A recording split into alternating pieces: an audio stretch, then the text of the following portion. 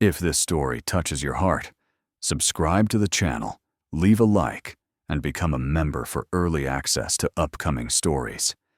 And if you felt it was really worth listening to, also click the super thanks button. Your support makes all the difference and helps us keep bringing stories that move you. Mia Torres had been working as Dominic Ashford's executive secretary for exactly 3 weeks when she realized she'd made the biggest mistake of her life. Not the mistake of taking the job, though the pay was barely enough to cover her student loans and her grandmother's nursing home bills.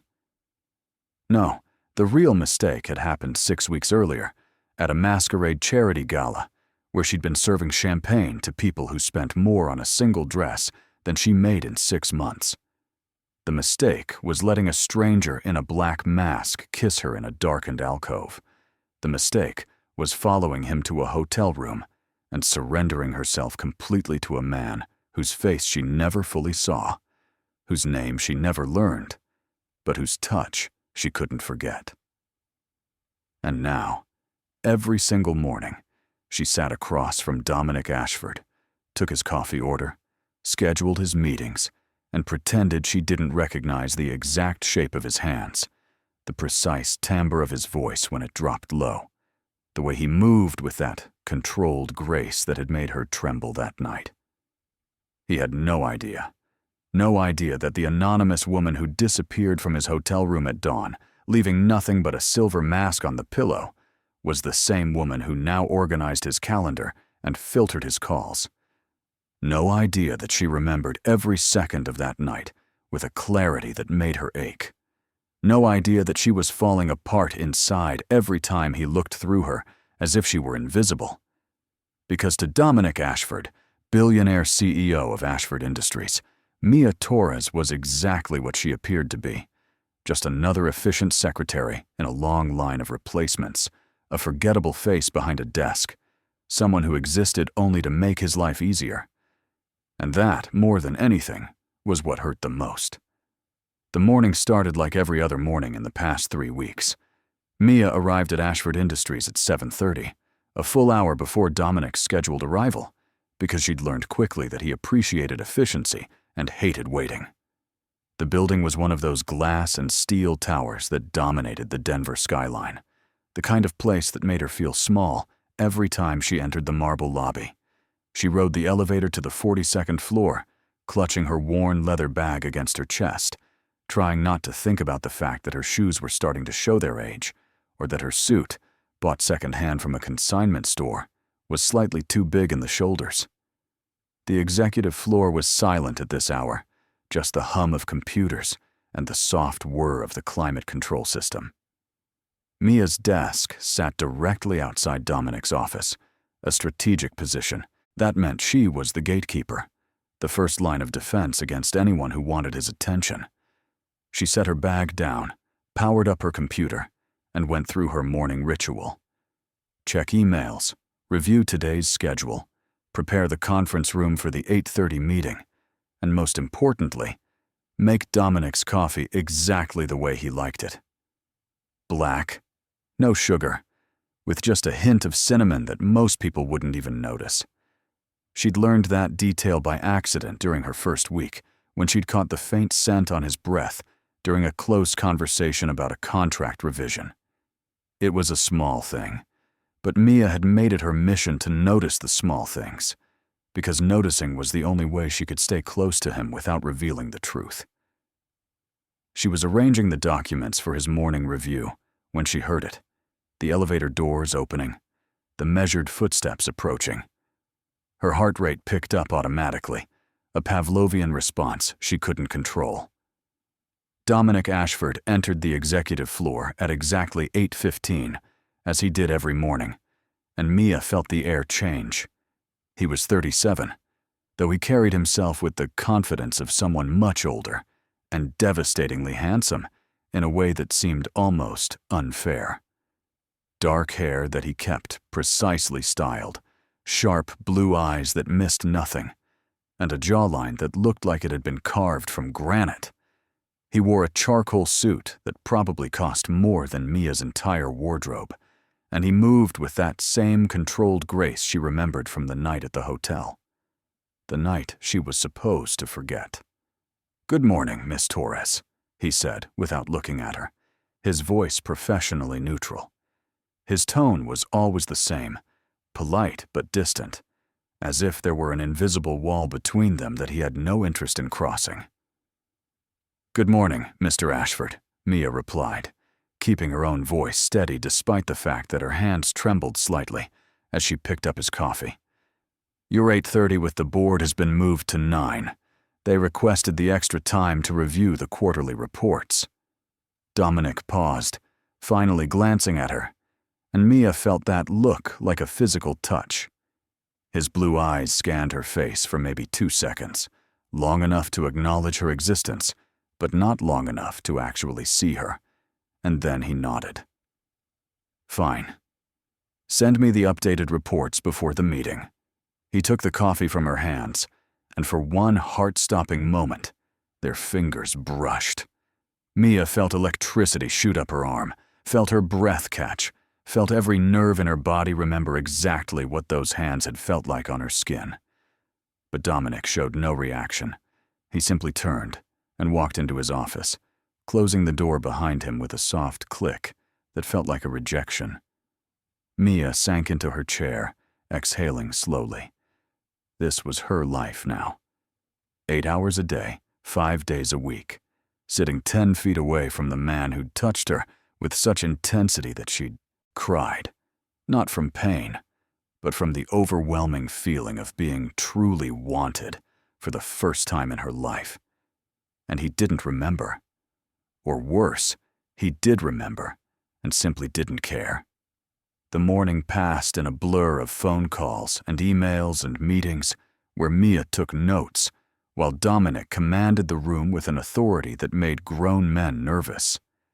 She watched him work, admired the way his mind moved through complex problems with surgical precision, and hated herself a little bit for wanting him so desperately.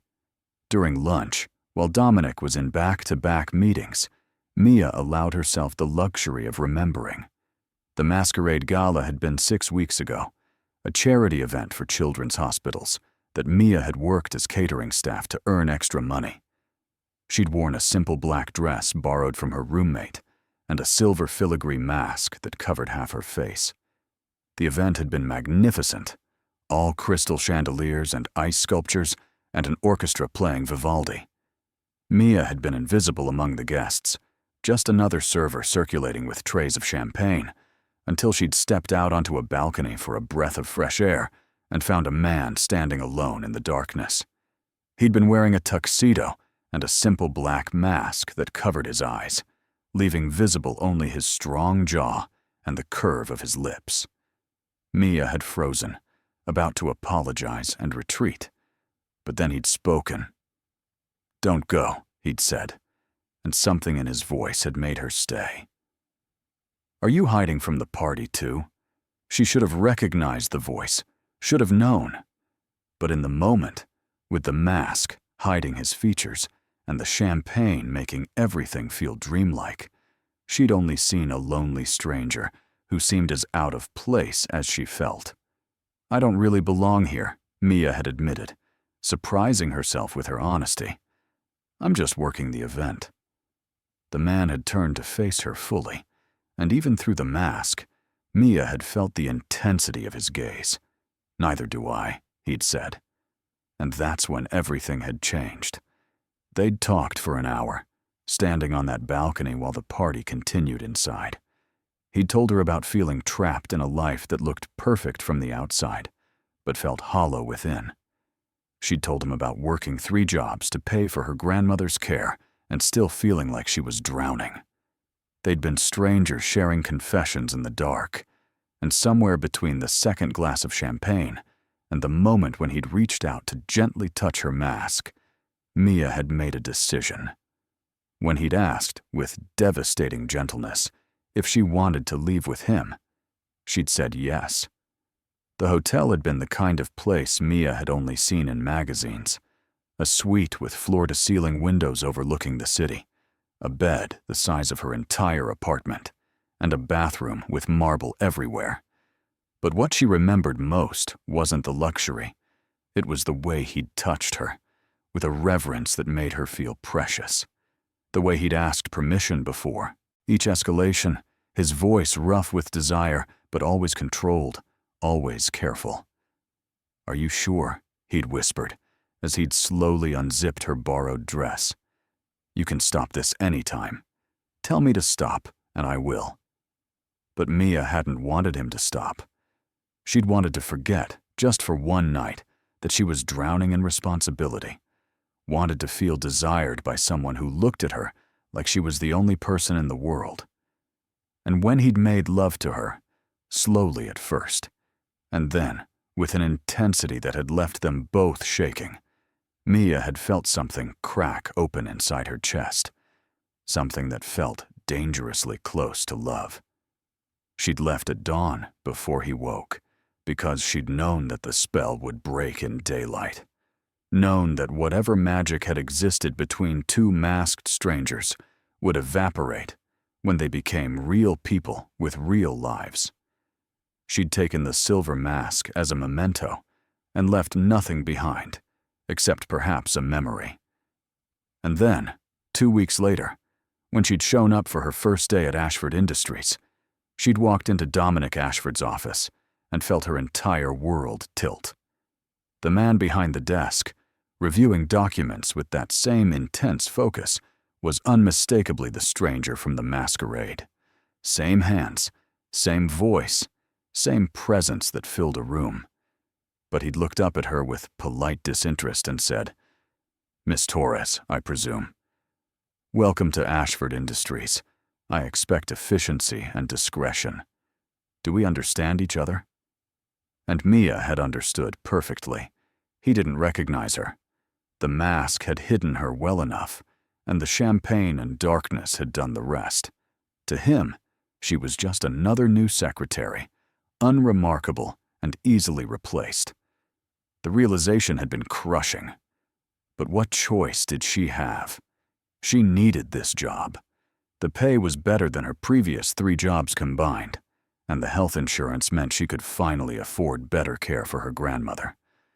So Mia had swallowed her hurt, nodded professionally, and said, "Of course, Mr. Ashford. Discretion is my specialty."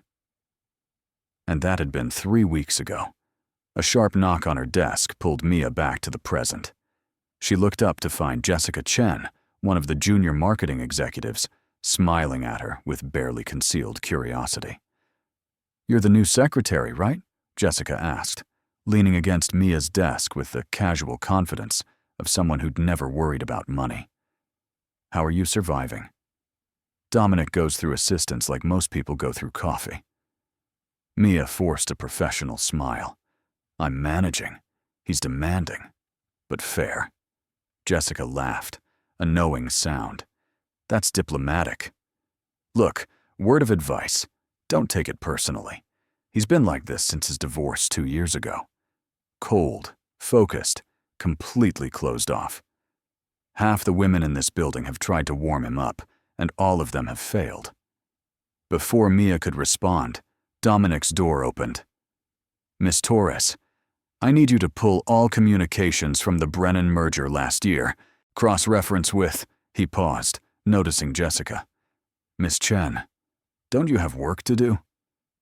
Jessica straightened immediately, the casual confidence evaporating. "Yes, sir. Right away, sir." She fled, and Dominic's cold gaze shifted to Mia. "As I was saying, cross-reference with the current Patterson acquisition. I need to see if there are any similar red flags." "Of course," Mia said. "When do you need this?" "End of day." His eyes lingered on her for a moment longer than usual, and Mia felt her breath catch. There was something in his expression, a flicker of confusion or recognition, that vanished so quickly she might have imagined it. Then he turned and went back into his office, closing the door with that same soft click. The afternoon was consumed by the research Dominic had requested. Mia dove into the archives, grateful for work that kept her mind occupied. But even as she sorted through documents and flagged potential issues, part of her brain remained focused on the man in the office behind her. Around 4 p.m., as Mia was compiling her findings, she heard voices raised in Dominic's office. She couldn't make out words, but the tone was unmistakably angry. A moment later, the door flew open and a woman stormed out, her designer heels clicking sharply against the floor. She was stunning, mid-30s, with perfectly styled blonde hair and a dress that probably cost more than Mia's car. The woman paused at Mia's desk, her eyes sweeping over her with dismissive assessment. "You're new," she said. "Let me guess. Another naive girl who thinks she can crack the Ice King. Good luck with that. I wasted 3 years trying." Mia kept her expression neutral. "Can I help you with something?" The woman laughed bitterly. "Yeah. Tell Dominic his ex-wife hopes he enjoys dying alone." Then she swept toward the elevators, leaving a cloud of expensive perfume in her wake. Mia sat frozen for a moment, processing. That had been Vanessa Ashford, the woman who'd been married to Dominic before everything had apparently fallen apart. The woman who, according to office gossip, had left him for a younger tech entrepreneur and broken something fundamental inside him. Dominic appeared in his doorway, his expression carefully blank, but Mia could see the tension in his jaw. "Miss Torres, disregard whatever my ex-wife said. She has no business here." "Understood," Mia said softly. He studied her, and this time the look lasted longer. For a moment, something flickered in his eyes, something that looked almost like pain. Then he blinked, and it was gone. "I'm leaving early today. Cancel my remaining meetings and have that research on my desk before you leave." He grabbed his coat and briefcase and was gone before Mia could respond, leaving her alone in the suddenly silent office. Mia worked until 7 p.m., long after everyone else had left, perfecting her research report. When she finally finished, she hesitated before entering Dominic's office. The space was immaculate, as always. Everything organized with military precision. But there was something lonely about it, too, as if no real person actually worked here, only a machine pretending to be human. She placed her report in the center of his desk, and as she turned to leave, something caught her eye. A photograph, partially hidden beneath a stack of folders. Mia knew she shouldn't look, knew it was an invasion of privacy, but her hand moved of its own accord, sliding the folders aside to reveal the image. It was Dominic, maybe 5 years younger, smiling genuinely at the camera with his arm around Vanessa. They looked happy, in love, whole. Mia felt something twist in her chest. This was the man before he'd built all those walls, before whatever had happened to break him. She carefully replaced the folders and left his office, locking it behind her. As she rode the elevator down, Mia made a decision. She couldn't keep doing this, couldn't keep working for a man she'd been intimate with while pretending they were strangers.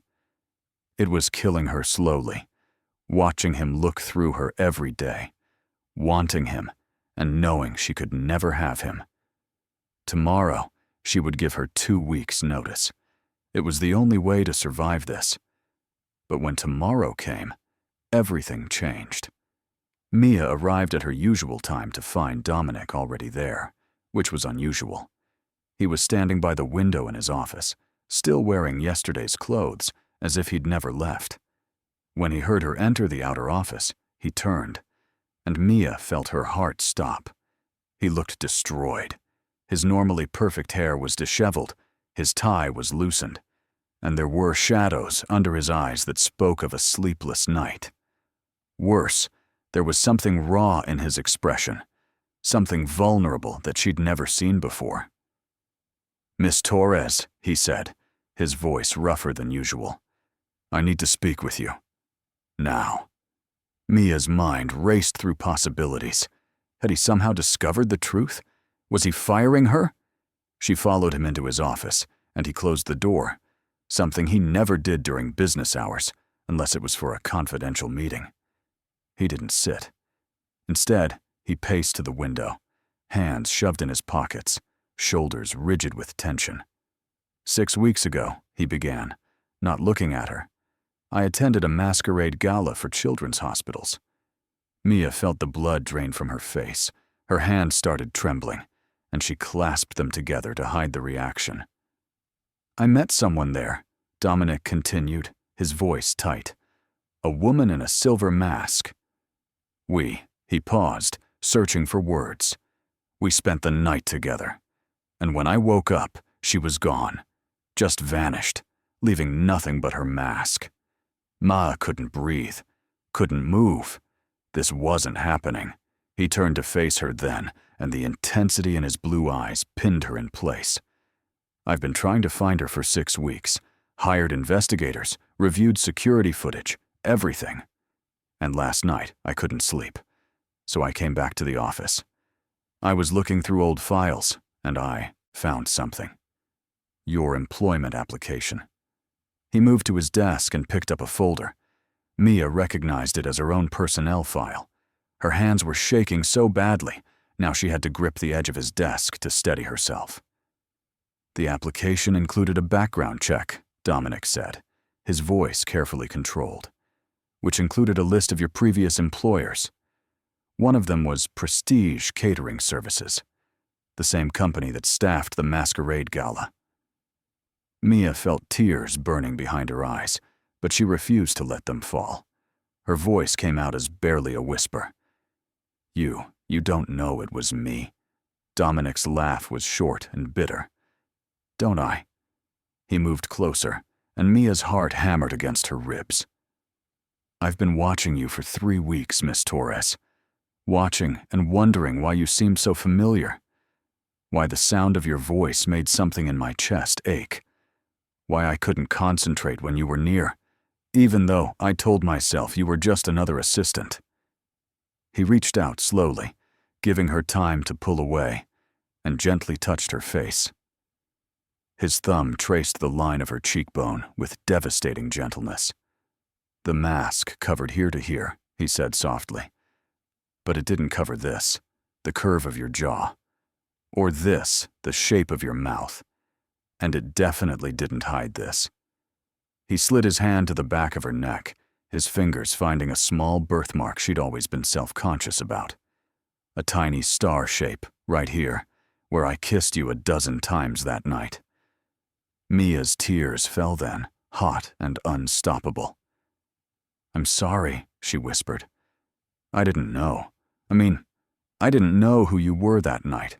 Not until I started working here, and then I couldn't. I couldn't tell you because you thought I wouldn't remember you," Dominic finished. "Or worse, that I'd remember and not care." His hands framed her face now, forcing her to look at him. "Mia, I've thought about you every single day for 6 weeks. Every single day. The memory of you has haunted me. The way you felt, the way you tasted, the sound you made when He stopped, clearly struggling with control. "And you've been here the whole time. Right in front of me, invisible because I was too blind to see." Mia shook her head, tears streaming down her face. "You're not blind. I'm nobody, Dominic. I'm your secretary. I serve coffee and file papers and barely make rent. That night at the masquerade, I was wearing a borrowed dress and pretending to be someone I'm not. But this," she gestured at herself, at her second-hand suit and worn shoes, "this is who I really am. And I knew you wouldn't want this." Dominic's expression shifted to something fierce, almost angry. "You think I care about money? About status? Mia, I have more money than I could spend in 10 lifetimes, and it hasn't made me happy for a single day. But that night, with you, with a woman whose name I didn't know, whose face I couldn't fully see, I felt alive for the first time in years." His thumbs wiped away, her tears with infinite gentleness. "You weren't pretending to be someone else. You were being exactly who you are. Someone real, someone honest. Someone who saw past all my armor and touched something I thought was dead inside me. But you left, Mia said, her voice breaking. The next morning, I gave you my number. I asked you to call. And you disappeared. I left because I was afraid, Mia admitted. Afraid that in daylight, you'd see that I was nobody special. That whatever magic existed between us would break, and you'd regret it. And then, when I started working here, and you didn't recognize me, it confirmed everything I'd feared. That I was forgettable. Dominic pulled her closer, until their foreheads touched, until she could feel his breath on her lips. You are unforgettable, he said fiercely. I've been half out of my mind for 3 weeks, telling myself I was insane for being attracted to my secretary, hating myself for it, because it felt like a betrayal of the memory of you. Not understanding that you were the same person all along. The kiss, when it came, was inevitable.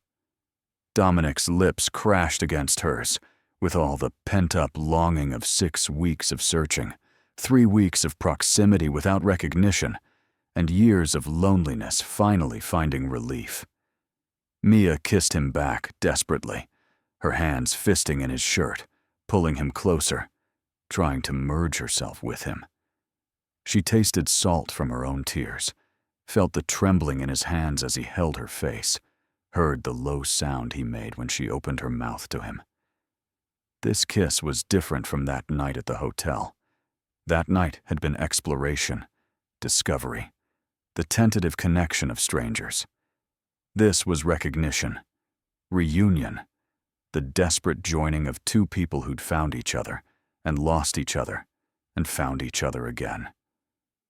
When they finally broke apart, both breathing hard, Dominic rested his forehead against hers again. His eyes were closed, his expression almost pained. I want you, he said roughly. God, Mia.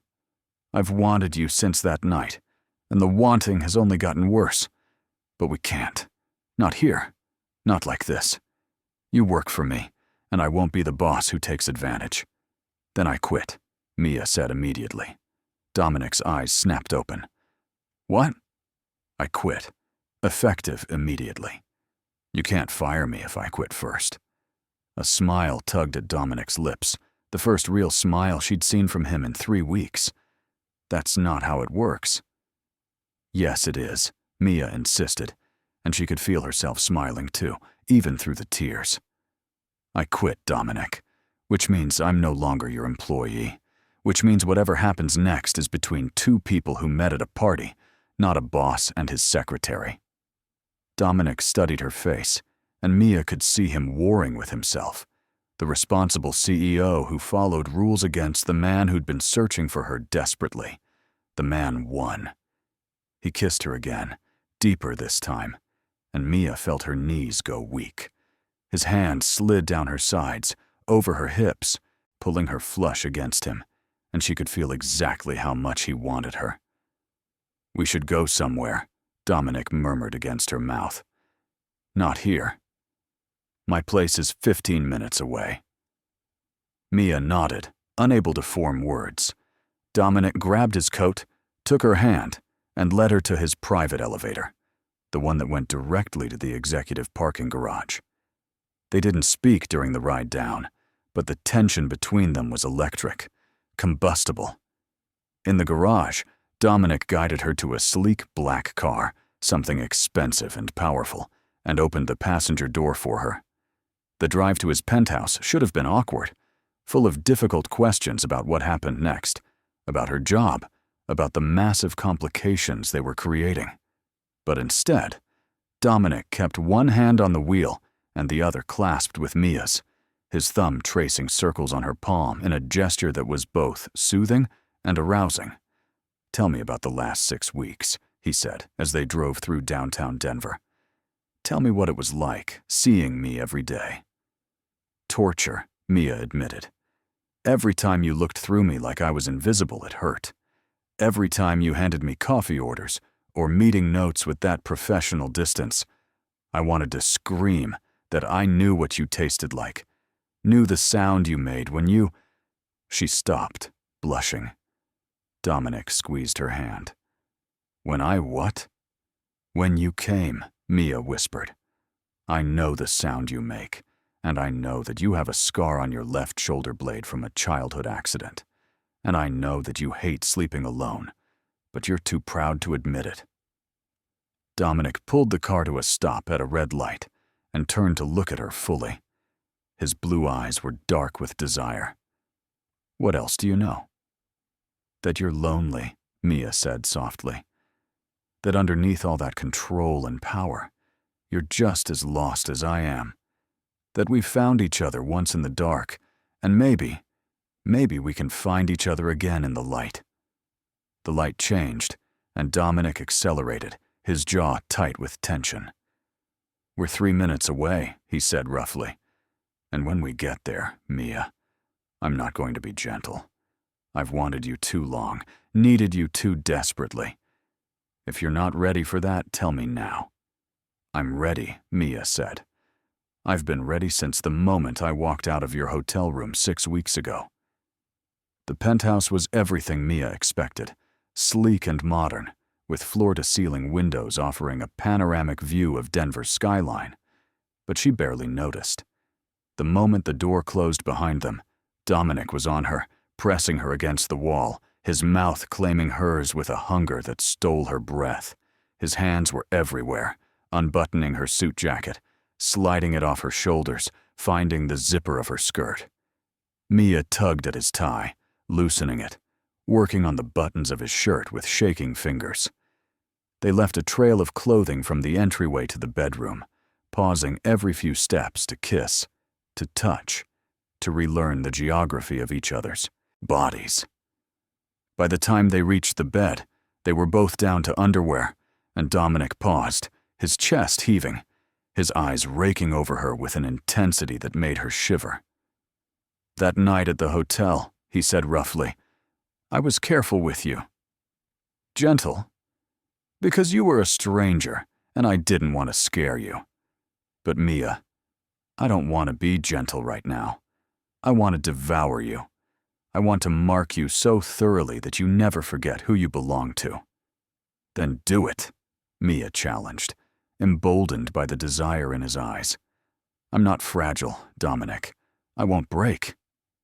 Something shifted in his expression, something primal and possessive. He captured her mouth again, walking her backward until her legs hit the bed. She fell onto the mattress, and he followed, covering her body with his weight pinning her deliciously.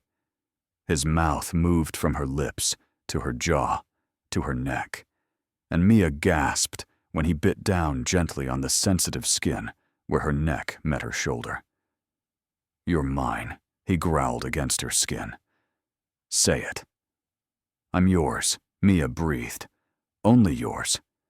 Dominic's hands made quick work of her bra, and then his mouth was on her breast, sucking, licking, driving her wild. Mia arched beneath him, her fingers tangling in his hair, holding him to her. The sounds she was making were desperate, needy, and she didn't care.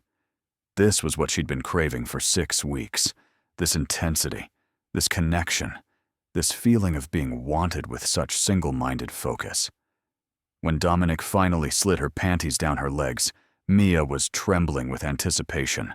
He positioned himself between her thighs, but instead of entering her, he looked into her eyes. "Tell me again that you want this," he said. And despite the raw desire in his voice, there was tenderness there too. "Tell me this is real, Mia, that you're really here." "I'm here," Mia said, reaching up to touch his face. "I'm real, and I want you so much it hurts." That was all the permission he needed. Dominic entered her in one smooth thrust, and Mia cried out at the sensation of fullness, of completion. He was bigger than she remembered, or maybe she'd just been so nervous that first night that she hadn't fully appreciated it. Now, with no masks and no darkness between them, she could see every emotion that crossed his face as he began to move. Pleasure, yes, but also something deeper. Relief. Joy.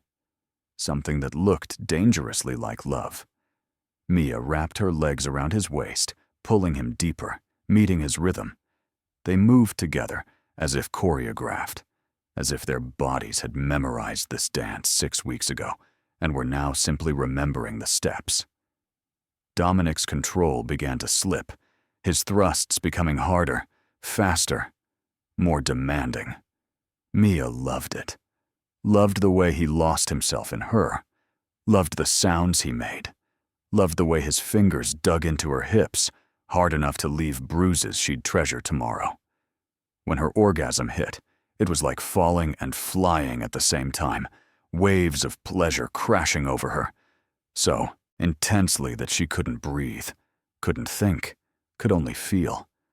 She heard herself crying out his name, felt her body clenching around him rhythmically.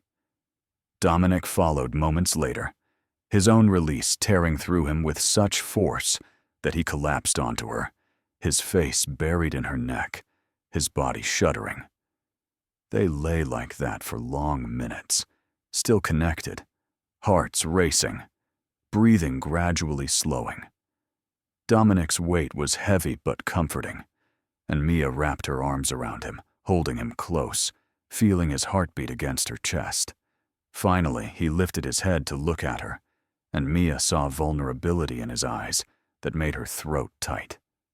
"I've been half dead for 2 years," he said quietly, "going through the motions, building my empire, pretending it mattered.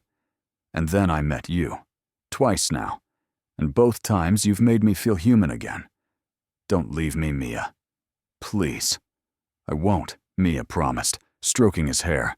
"I'm here, I'm real, and I'm not going anywhere." They made love twice more that night, slower the second time, almost languid as they explored each other without urgency. The third time, near dawn, was tender and sweet, accompanied by whispered confessions and promises they both hoped they could keep.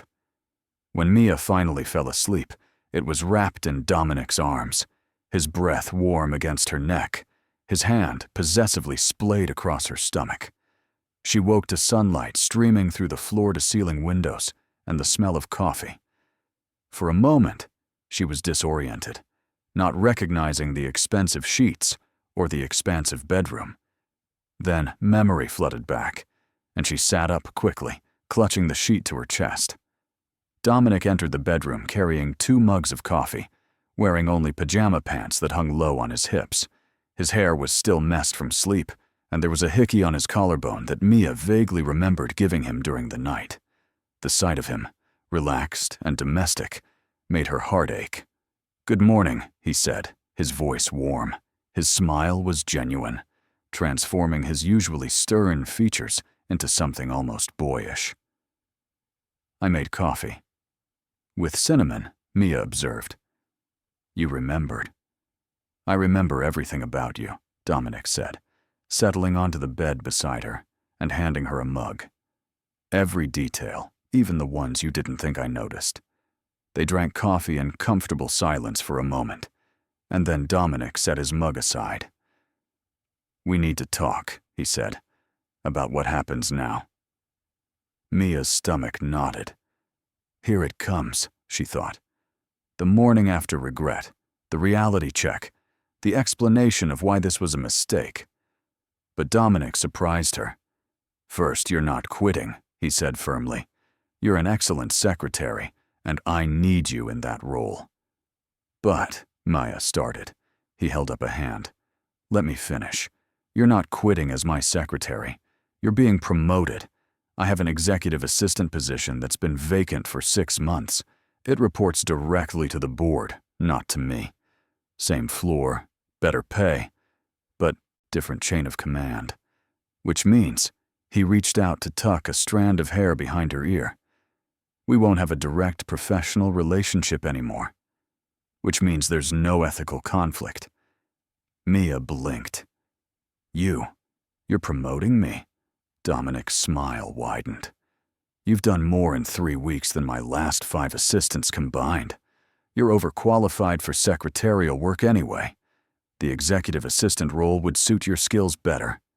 And conveniently, It removes the boss-employee dynamic that would otherwise be problematic. That's, Mia struggled to process. That's very practical of you. I'm a practical man, Dominic said, but then his expression softened. Except when it comes to you. When it comes to you, Mia, I'm discovering I'm willing to be extremely impractical. He took the coffee mug from her hands and set it aside, then pulled her into his arms. I want this, he said. I want you. Not hidden, not secret, but real. And I know it's fast. I know we barely know each other in the ways that matter. But I can't let you go again. We'll figure it out, Mia said, resting her head against his chest. The practical details, the office gossip, all of it. We'll figure it out together. Dominic tilted her face up and kissed her, slow and deep. When he pulled away, there was determination in his eyes. Together, he agreed. And Mia, about that night at the hotel, about what I said, about wanting to see you again. I meant it. I gave you my number. Why did you really leave without calling? Mia sighed, because I was scared. Because men like you don't end up with women like me in real life. Because I thought it was better to keep it as a perfect memory than risk it falling apart in reality. And now? Now, Mia said, looking into his blue eyes and seeing her own hope reflected back. Now I'm willing to risk it.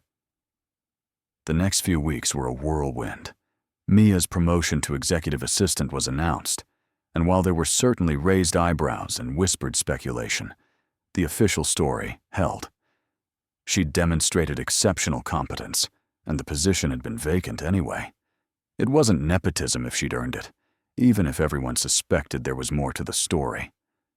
Dominic was careful at the office, maintaining professional boundaries. But there were moments that Mia treasured. The way his hand would linger when he handed her a file. The look in his eyes during boring board meetings when he caught her gaze across the conference table. The texts he'd send late at night that had nothing to do with work and everything to do with missing her.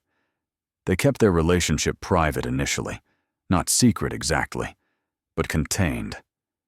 Dominic's penthouse became their sanctuary, the place where they could be simply Mia and Dominic, not executive assistant and CEO. They cooked together, though Mia did most of the actual cooking, while Dominic watched and offered unhelpful suggestions. They watched movies curled up on his obscenely comfortable couch. They talked for hours about everything, filling in the gaps of each other's lives. Mia learned about Dominic's childhood, raised by a demanding father who valued success over connection. She learned about his marriage to Vanessa, which had started with genuine affection, but had soured when she'd realized he couldn't give her the emotional availability she needed. He'd thrown himself into work after the divorce, building Ashford Industries into an empire while slowly dying inside. Dominic learned about Mia's grandmother, the woman who'd raised her after her parents died in a car accident when she was 8. He learned about the student loans she was still paying off from a degree she'd never finished because she couldn't afford it. He learned about the 3 jobs she'd worked before coming to Ashford Industries, all of them beneath her capabilities, but necessary for survival. One Friday evening, about 6 weeks after the night they'd reconnected, Dominic took Mia to dinner at an exclusive restaurant. She'd protested the expense, as she always did, but he'd insisted. Over dessert, he reached across the table and took her hand. "I want you to meet my mother," he said. Mia's eyes widened. "Your mother?" Dominic nodded. "She lives in Boulder, about 40 minutes away. I haven't brought anyone to meet her since Vanessa, but I want her to meet you. I want her to see that I'm happy again." Mia swallowed hard. "That's a big step." "I know," Dominic said. "Too big, too fast." Mia studied his face, saw the vulnerability there, the fear that she might say yes. It was too much. But the truth was, she was falling for him completely. Had already fallen, if she was honest with herself. "No," she said softly. "It's not too fast. I'd love to meet your mother. The smile that broke across Dominic's face was worth every moment of nervousness. They drove to Boulder the following Sunday, and Mia was a bundle of nerves the entire way. What if his mother hated her? What if she thought Mia wasn't good enough for her successful son? What if she saw right through to all of Mia's insecurities? But Eleanor Ashford turned out to be nothing like Mia had feared. She was in her mid-60s, elegant in an understated way, with kind eyes and a warm smile. She opened the door of her modest home and immediately pulled Mia into a hug. "So you're the one who put the light back in my son's eyes," Eleanor said. "Come in, dear. I've been dying to meet you." Over lunch, Eleanor told embarrassing stories about young Dominic, much to his chagrin and Mia's delight. She showed Mia photo albums, pointing out a gap-toothed boy who'd apparently been obsessed with dinosaurs. She asked about Mia's life with genuine interest, not judgment, and when Mia mentioned her grandmother, Eleanor insisted on getting the details so she could send flowers. As they were leaving, Eleanor pulled Mia aside, while Dominic was loading leftovers into the car. "My son has been closed off for a long time," Eleanor said quietly. "After the divorce, I worried he'd never let anyone in again. But the way he looks at you, dear, it's how his father used to look at me. Like you're his whole world. Don't let him push you away if he gets scared. And he will get scared. He's been hurt badly. Just hold on, and be patient, and know that what you two have is rare." Mia felt tears prick her eyes. "Thank you," she whispered. "I love him." "I know you do," Eleanor said with a smile. "And he loves you, even if he hasn't found the courage to say it yet." On the drive back to Denver, Mia was quiet, processing Eleanor's words. Dominic reached over and took her hand. "She liked you," he said. "That's good, because my mother's opinion matters to me." "I liked her too," Mia said. "She's wonderful." Dominic squeezed her hand. "She's right, you know." "About what?" "About me being scared." He pulled the car over into a scenic overlook and turned to face her. "Mia, I'm terrified. Terrified that this is too good to be real. Terrified that I'm going to mess it up somehow. Terrified that you'll wake up one day and realize you could do so much better than a workaholic with trust issues and a failed marriage." Mia unbuckled her seatbelt and leaned across the console to kiss him. When she pulled back, she said firmly, "I'm terrified too. Terrified that I'm not sophisticated enough for your world. Terrified that everyone will always think I'm just a gold digger who got lucky. Terrified that one day you'll look at me and see only your secretary, instead of the woman you met at a masquerade." "So we're both scared," Dominic said. "I suppose that means we're in this together," Mia replied. Dominic pulled her close, awkward across the center console, but neither caring. "I love you," he said into her hair. "I should have said it before now, but I was scared," Mia finished. "I know, and I love you too." They sat there in the parked car as the sun set over the mountains, holding each other. Two broken people who'd found healing in the most unexpected way. The following months weren't easy. There were challenges, complications, moments when Mia wanted to run, and moments when Dominic's old walls threatened to rebuild themselves. The office gossip never fully died, and there were always people ready to whisper that Mia had slept her way to her position. Dominic's ex-wife, Vanessa, made a few more dramatic appearances, trying to cause problems, until Dominic finally had his lawyers issue a cease and desist. Mia's grandmother's health had ups and downs, and there were nights when Mia cried in Dominic's arms, terrified of losing the woman who'd raised her. Through it all, they held on to each other. Dominic accompanied Mia to the nursing home for visits, charming her grandmother and paying for upgrades to her care that Mia would never have been able to afford. Mia learned to navigate Dominic's world, attending charity galas and business dinners with growing confidence, proving to everyone, including herself, that she belonged. 8 months after that night, when Dominic had realized the truth, he took Mia back to the hotel where they'd first made love. He'd reserved the same suite, and when Maya walked in, she gasped.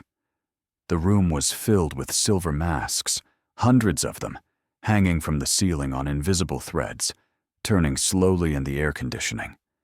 In the center of the room stood Dominic, wearing the same tuxedo and black mask from that first night.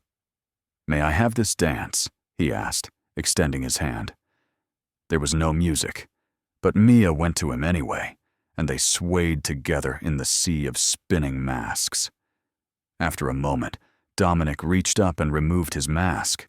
Then he gently removed the silver mask Mia hadn't realized she was wearing until that moment. "No more masks," he said. "No more hiding. Just us, exactly as we are." "Is that enough?" "It's everything," Mia whispered. He kissed her there among the masks, and Maya felt the last of her defenses crumble. When he dropped to one knee and pulled out a ring, she was already crying. "Mia Torres," Dominic said, his voice rough with emotion. "You were my secretary by day, my mystery woman by night, and now you're simply the love of my life. Will you marry me?" "Yes," Mia said through her tears. "Yes, yes, yes." The ring was beautiful, a simple diamond that caught the light from the spinning masks and threw rainbows across the walls. But what mattered wasn't the ring, or the romantic gesture, or even the proposal itself. What mattered was the man in front of her, the man who'd been lost and found again, the man who saw her completely and loved her anyway. They made love that night in the same suite where they'd first come together, but everything was different. There was no pain, no hesitation, no fear. There was only love, deep and real, and earned through months of choosing each other every single day. Afterwards, lying tangled together in expensive sheets, Mia traced the scar on Dominic's shoulder blade. "Tell me the story again," she said. "About the motorcycle accident? You've heard it a dozen times." "I know," Mia said. "But I like hearing your stories. All of them. Even the painful ones. Especially the painful ones. Because they made you who you are." Dominic turned to face her, his blue eyes serious. "You know what the worst part of my divorce was?" he asked. "It wasn't the betrayal, or the public humiliation, or even the loneliness. It was the feeling that I was fundamentally unlovable, that there was something broken in me that meant I'd always be alone." Mia's heart ached for him. "You're not broken," she said fiercely. "Or if you are, then so am I. And maybe that's okay. Maybe we don't need to be perfect. Maybe we just need to be real." Dominic kissed her forehead. "When did you get so wise?" "When I met a man at a masquerade who made me believe in magic," Mia replied, "and then met him again when I wasn't looking for him, and discovered that real love is even better than magic." They fell asleep like that, wrapped around each other, the masks still spinning slowly above them in the darkness. The wedding, when it came 6 months later, was small and intimate. Just Eleanor, Mia's grandmother in her wheelchair beaming with joy, and a handful of close friends. They got married at sunset on Eleanor's property in Boulder, with the mountains as their backdrop. Mia wore a simple white dress, no mask this time, just her face bare and honest for everyone to see. Dominic wore a tuxedo but no armor, his heart completely exposed. When they exchanged vows, Mia promised to always see him, even when he tried to hide. Dominic promised to always value her, to never take her presence for granted, to spend every day earning the trust she'd placed in him. They danced their first dance in Eleanor's garden as the stars came out, and Mia thought about the long, winding road that had brought them here, from invisibility to being seen, from loneliness to connection, from a single night of anonymity to a lifetime of intimacy. Who knew, Dominic murmured against her hair as they swayed together, that hiring a new secretary would change my entire life? I wasn't supposed to be your secretary, Mia reminded him. I was supposed to be the executive assistant. He laughed, the sound free and genuine. Best clerical error I ever made. They stayed on the dance floor long after the music ended, holding each other as the night deepened around them. And if anyone had told them that first night at the masquerade that the stranger in the mask would become there forever, neither would have believed it. But that was the beautiful thing about love, Misa thought. It didn't always make sense. It didn't follow rules or respect boundaries. Sometimes it just happened, when you least expected it, in the most unlikely circumstances. Sometimes it came wearing a mask, and sometimes, if you were very lucky, it stayed when the masks came off. Because real love didn't need masks, or mystery, or pretense. Real love just needed two people willing to be seen, willing to be vulnerable, willing to choose each other every single day, even when it was hard. Especially when it was hard. Years later, when people asked how they met, Mia and Dominic would smile at each other with shared secrets. They'd tell the sanitized version, about meeting at a charity gala and reconnecting when she came to work at his company. They'd leave out the details about masks and hotel rooms and 3 weeks of tortured proximity.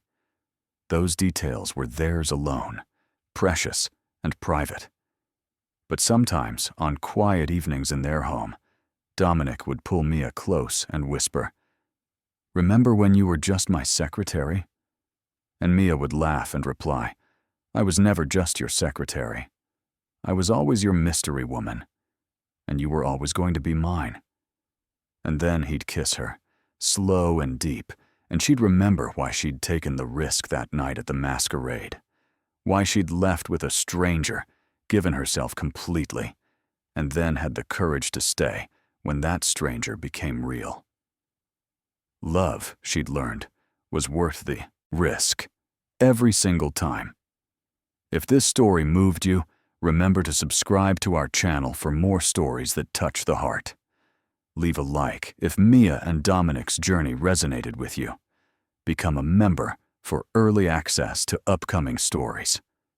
And if you feel this tale was truly special, click the Super Thanks button.